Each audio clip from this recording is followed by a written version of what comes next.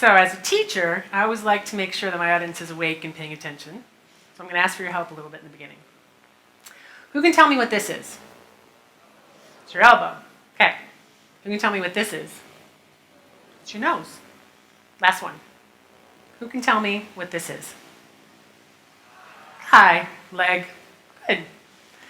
Now, except for probably your nose, which growing up with my dad, he had a really big nose. He would call it his schnoz.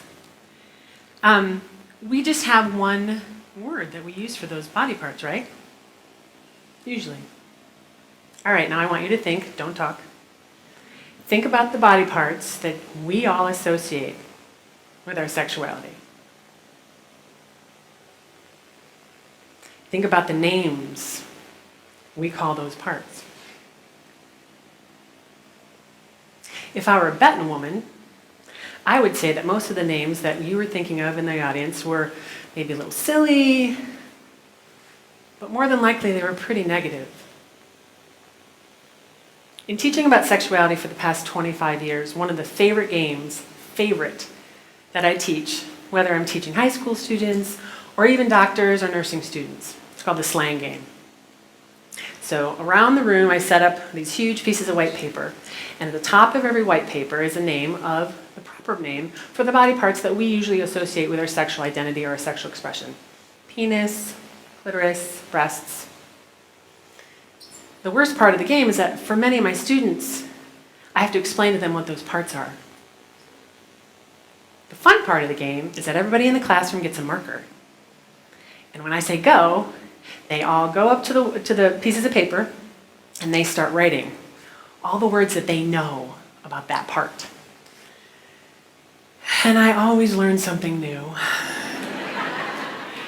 But the saddest part, other than the fact that usually I have to explain to a handful of students what the clitoris is, what the testicles are, is the fact that the myriad of names, and I tried to keep, having taught this for a long time, I was trying to keep a list, a database of all the names, and it's exhausting because they're amazingly creative. The saddest part is that they're so negative. They're awful. We talk about ourselves and our body parts that have to do particularly with our sexuality just horrifically. What a shame. Now, we do this as society. I mean, we do this. And as society, usually when we talk about sexuality, there's some huge extremes. Usually it's put in the corner, hidden, shamed, huge stigmas about it, don't talk about it, that's for later. You did what? Or, as society, we hypersexualize everything, like naked women selling cars, or 12-year-old girls used as models for really provocative bikini ads. Somehow that's okay, but we can't talk about it? I think we can do better. I know we can. Our sexuality is core to who we are. It is an essential piece of our humanity. We are sexually active creatures. Sometimes, it's been recorded, there was another TED Talk by a woman named Mary Roach of a male baby in utero masturbating. We're sexual creatures from the time we're born. It is a piece of our journey on this planet. And we do a horrific job honoring it. But what if we didn't? What if we talked about it pragmatically, openly, respectfully, honestly? What if we took this piece of ourselves and we said, you know what? We got to do better. I got to change how I talk about this piece. Now, our families all love us, and they all did the best they could. Some of us had parents who talked to us about this. Most of us didn't. Less than a third of the parents in the United States talked with their young people about anything that had to do with their sexuality. And most of those were like the talk, right? The one-time conversation that people usually hold off until they're like, so you're 23 and I need to talk to you about a few things. So, yeah. Now really, one talk? Okay, for the parents or the grandparents or people in the room who have younger children in their lives. So it just took you one time to teach somebody how to tie their shoes, right? Just one time. Or wash their hands. Or ride a bike. No? And yet, this core piece of our humanity, this piece of ourselves that we're expected to figure out how to do, most of it's on-the-job training. We're so afraid of it, we won't even talk about it. It's that down there stuff. And yet this is exactly what young people need. Exactly. Study after study shows that they are hungry for information, and if they don't get it from us, they're going to get it from the out there. Studies show that when parents talk to their young people about sex, in any capacity, and having a conversation with a 2-year-old where you actually use the right body part names is a sex talk. It is. The studies show that when we do that, we create stronger humans. We create young people who are empowered, educated, and feel good about themselves. Studies show that when parents do talk with their young people about this topic, that's, I know, super scary for some of us, that the young people actually are able to relate better in their relationships because they feel good about themselves, because someone they love gave them information that was true about their bodies. And so they got to own it, and they got to move through life. They have healthier relationships, and they're able to speak up for what it is that they like about themselves. The other piece in society where we have an opportunity to sort of talk about sexuality is in our public schools. It's usually the great last equalizing dissemination of information that we have for the young people.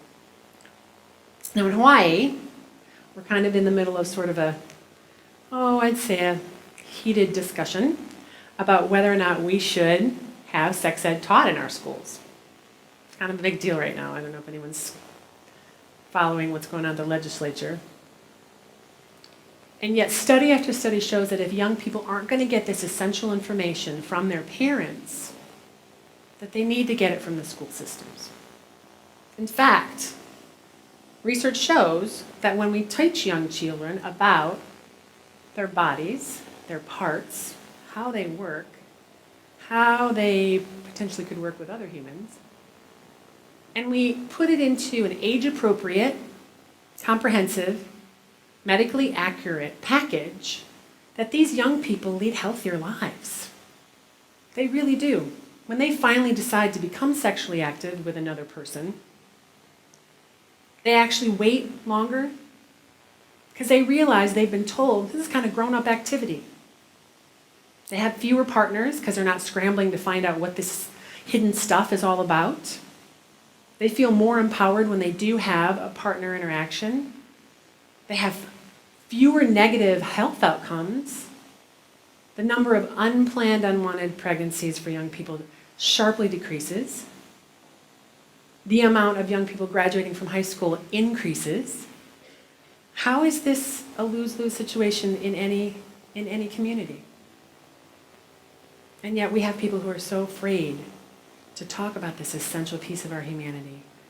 We are doing ourselves, our young people, and our community such a disservice. The last kind of opportunity, besides joking with your friends, that we have to talk about sexuality in sort of a holistic way is with our partners. You know, some people in the audience are sort of squirmy. They're like, you want me to talk to them about it? I'm just going to do it. I'm not going to talk about it. Again, there's a lot of on-the-job training, if you will.